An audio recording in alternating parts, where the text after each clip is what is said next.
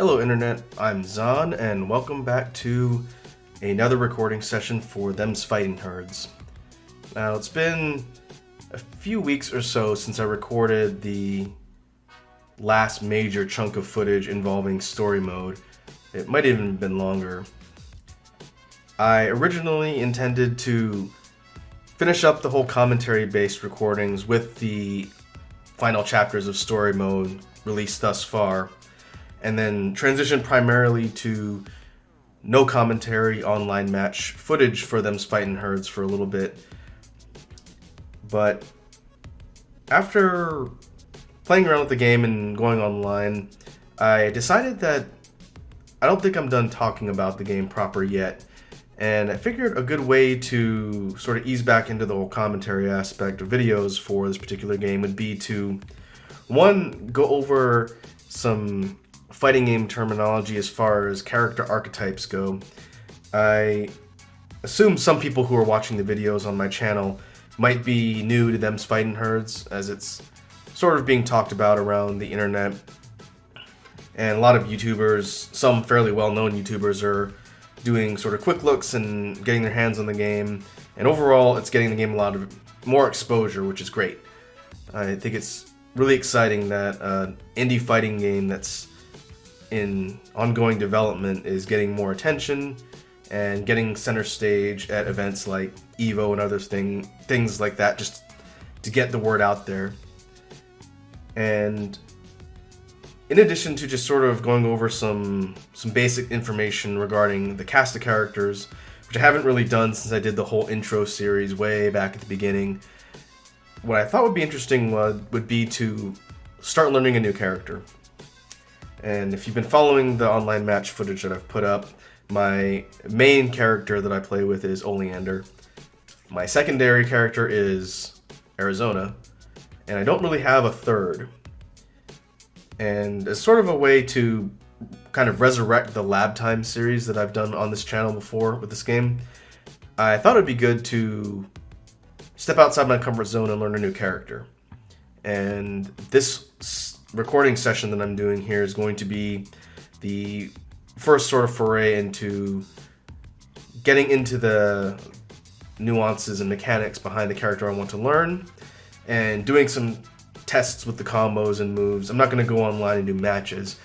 Maybe I can do some AI matches here just to sort of test what I'm experimenting with, and then as I sort of get more familiar with the character, I will probably try and work that into the online match footage, and you guys can watch me get absolutely annihilated while I'm trying to learn how to use a new character.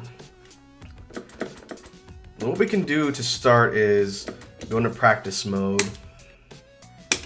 go into training, and before we get into the whole new character research, as it were, I want to take a step back and talk a little bit about the cast. When I did my intro series, I picked each character and kind of tinkered around with their moves, and ultimately I played through the arcade mode, which was the only thing out at the time as far as single player content, and basically kind of just plowed my way through without really spending much time talking about the characters themselves. So I want to take a little bit of time in this video, and this part of the lab time, depending on how long the session goes, is going to be a little bit longer. But real quickly, just to people who might be new to fighting games and this particular fighting game in general, I want to do a real quick sort of overview of each of the main characters here, all 6, and explain their playstyle, what sort of character type of mold they fit into, and if you're looking to pick one as a character to start learning, what you can expect from that particular member of the cast. So we'll start over here on the left with Velvet. She is a reindeer, and Velvet's core gameplay style is based heavily around zoning. She is one of the most frustrating characters to play if you're not familiar with how to deal with zoning mechanics. Her special attacks involve an array of projectiles. She can shoot icicle shards, she can summon ice from the floor at different ranges, and she has quite a few tools for keeping the enemy away. Her magic uses the snowflake projectiles to disrupt the enemy, to lock down their movement, and to also chain in her combos. She can use her wind ability, which is also tied to her magic gauge, in order to control the enemy's movement and momentum and pull them or push them around the screen. And overall, Velvet's game primarily focuses on controlling the enemy's distance, keeping them out as far as possible when you want them out. And she does have quite a few tools to combo when she wants to go in. So going online against people playing this game, I've run into people who use a pretty good mix of tactics with Velvet. I've run into people who are purely zoners. They will use her different tools to keep you away for as long as possible. And I've also run into people who play her a bit more of a mixture of keep away, but also they'll lure in the enemy and then use her different closer range attacks to chain some really nasty combos. And overall, I would say Velvet's probably a medium to higher execution character depending on how you want to play her. If you want to focus on zoning, you're going to need to get control of her projectiles and learn how all of her different moves keep the enemy away. If you want to try and use her more as a close range combo based character, she can do that. I don't think that's her strong suit necessarily, but whichever playstyle you choose, it's not easy. There's a lot to keep track of with Velvet. She's one of the more complex characters, kind of depending. Next up, we have Chung Kuo. She is a dragon creature called a Longma, which is like kind of a fire-cloaked horse dragon. And Chung Kuo is interesting in that she's a close-range rushdown type character. She doesn't have a whole lot of tools for dealing with the enemy from super far away or range like a zoner, but when she gets in your face, her close-range combo and mix-up game is very oppressive. This character is designed to put a lot of pressure on the enemy. Her jumping overhead is very fast and very effective, and she has a lot of tools to trick the enemy into opening up for combos, and from my experience, she has some incredibly nasty combos in the corner. Probably the biggest weakness I have is dealing with corner combo pressure and getting locked down in the corner by the faster rushdown characters. Chung Kuo's movement is quick, and she has some flight and air traversal mechanics that she uses to augment her combos. Overall, I would say she is probably a little bit easier on the execution to pick up because her combos feel pretty natural. If you can get through the concepts of basic normals and launchers, then you're going to have a lot of tools just to be able to chain a lot of hits together. And the damage she does with successive combo chains adds up pretty consistently. So if the close range, aggressive pressure style is something you like in a fighting game character, I would definitely recommend playing Chung Kuo. I plan on learning this character in depth at some point. Looks like she has a lot of fun tools, and her combos are stylish and very, very dangerous. You have to sort of match Chung Kuo with similar pressure, otherwise she'll run all over you and you'll get caught on fire. Next up, we have my main, Oleander. She's a unicorn. And Oleander's toolkit is interesting. I've learned a lot about how this character plays effectively, both by experimenting with things online and playing against other more skilled Oleander mains or Oleander players and looking at the type of tech they use with this particular character. Of the standard fighting game archetypes, Oleander is sort of a mix between zoning and traps. She's definitely not what I would consider a rushdown character. Her combo strings are effective, but if she's trying to match combos against the faster characters like Chung Kuo or Arizona, she doesn't really function as effectively in that environment. I have played against people who go very aggressively in close with Oleander, But I think the way the devs designed her character is based around a bit more of a calculated and mix of combat options. And what I mean by that is she has a lot of tools for keeping the enemy away through the use of projectiles and her manipulation of movement with her teleports. She can keep the enemy away fairly effectively, and some of her normals, especially her heavies, are pretty good at locking down enemies trying to jump at you.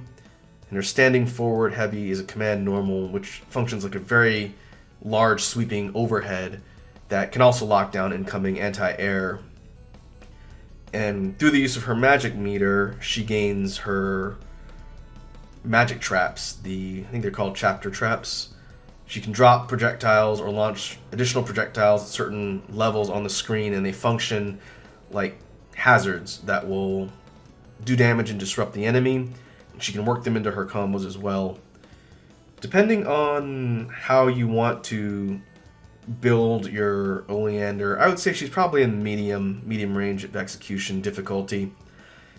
You can get around fine by just using her basic fireball projectiles and her normals, but understanding how some of her special normals and everything work together in conjunction with her controlling the enemy's movement, a little bit similar to Velvet when you want to have set distances and keep the enemy under control.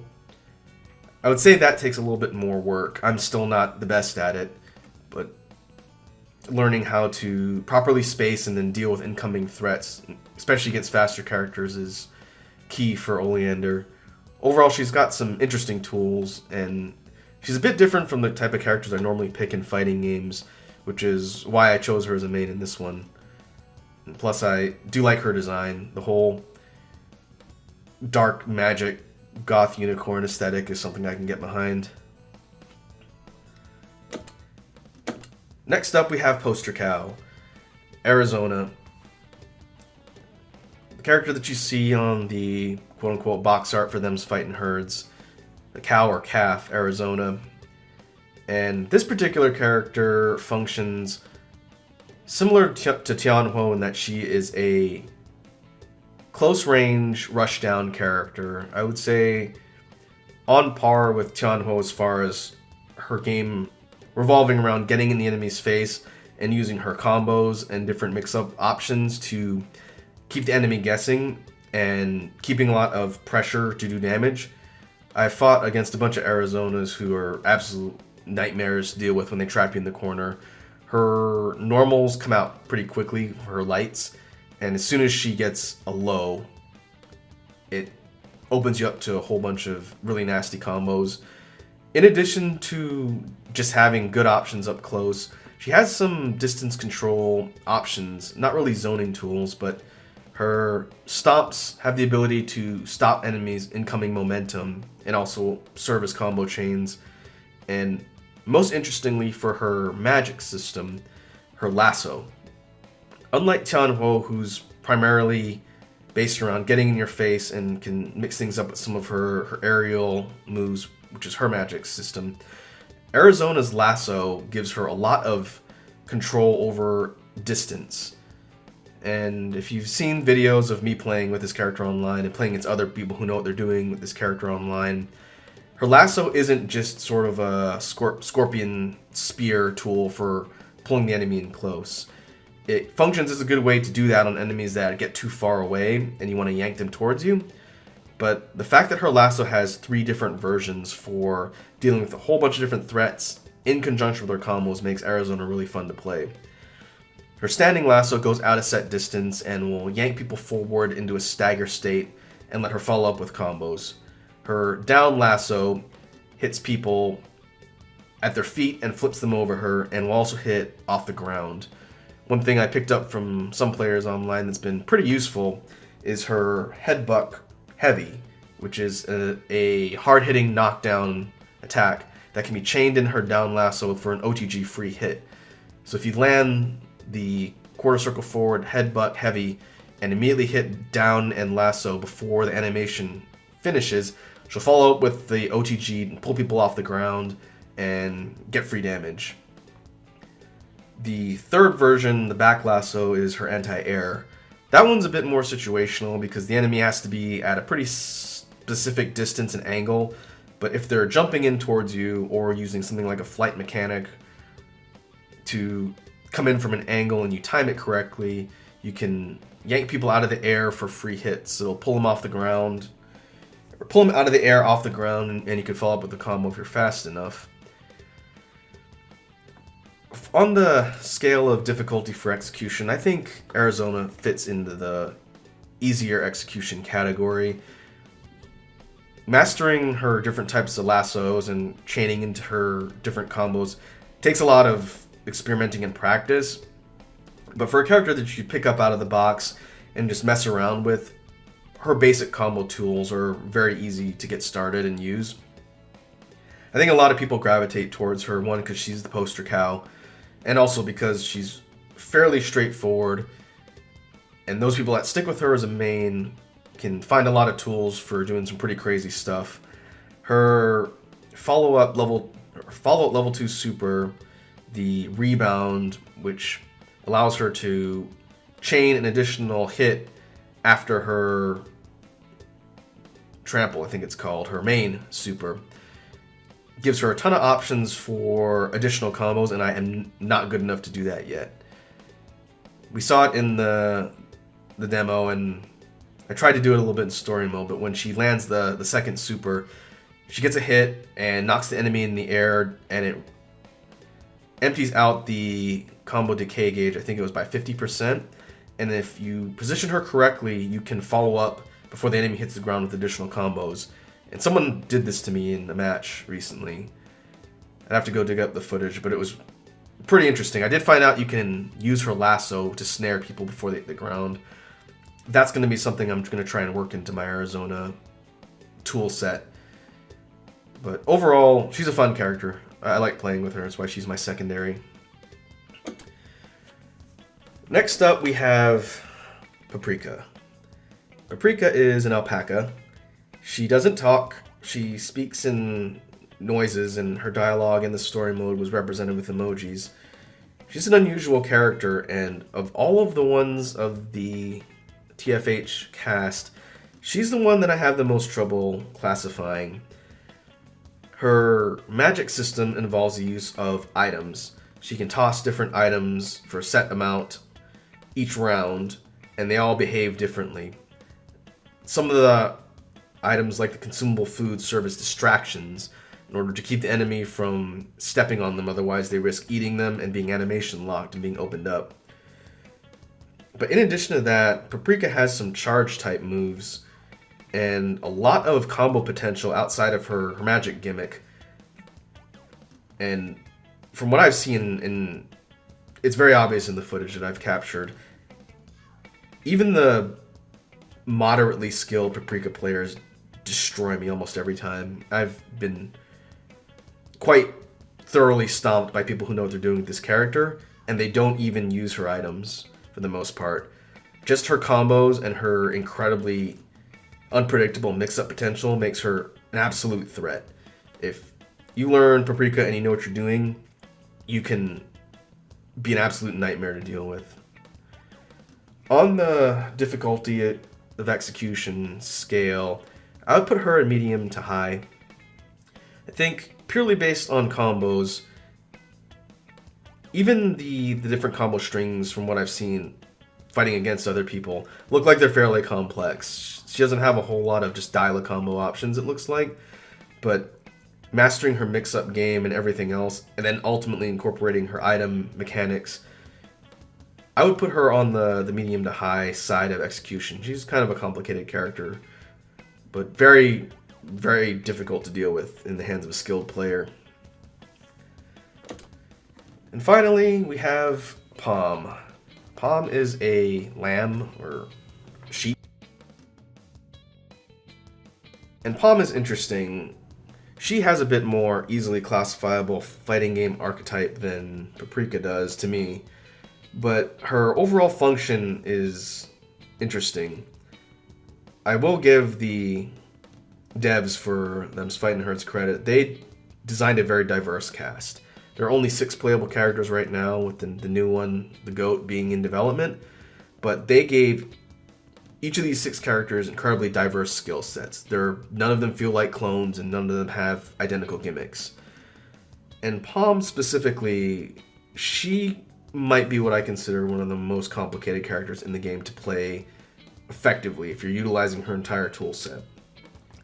Archetype-wise, she is sort of a combination of a puppet summon trap character. And the reason why I would use that to describe her is because in battle, Palm can use her dogs that she can summon using her magic meter, and each of the dogs does different things when they're on the field. Some of them are stationary and have a stationary attack. I think all of them can be called and manipulated around the map and moved and positioned in different ways. And each one attacks differently. So I think I mentioned this before when I played around with her in arcade mode. She reminds me a little bit of Carl Clover from BlazBlue. Not quite a fully dedicated puppet character, but a lot of the mechanics for controlling her dogs, and especially the big dogs, involve keeping track of another static asset on the screen. Maybe not static, but another interactable character, if you will, on screen, and controlling movement with her magic buttons and inputs. As a result, Palm is very high on the management of resources difficulty scale, I'd say. I'm not good at this character at all.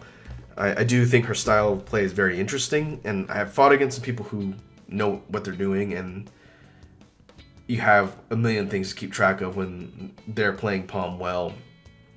She has pretty good combo potential. Her normals and her regular hits are very functional, but mastering the use of her dog army is critical in making sure the opponents have a really rough time. I've seen the devs play with Palm before, and the stuff they do with her is nuts. It's definitely more on the higher skill level side.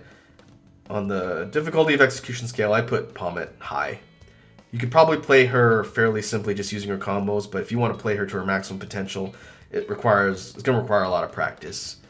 And I would like to learn this character at some point, but right now we will just have to wait and see.